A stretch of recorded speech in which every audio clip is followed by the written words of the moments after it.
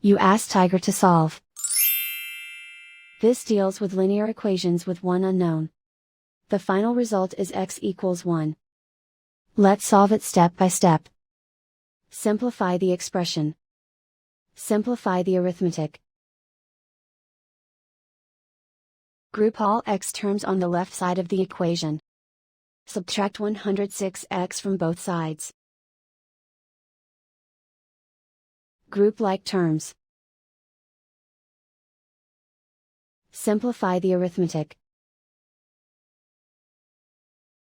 Group like terms. Simplify the arithmetic.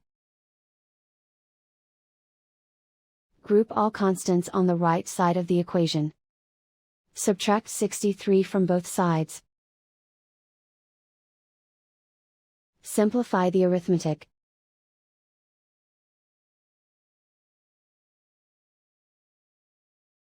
Isolate the x. Divide both sides by -64. Cancel out the negatives. Simplify the fraction. Cancel out the negatives. Simplify the fraction. And so the final result is x equals 1.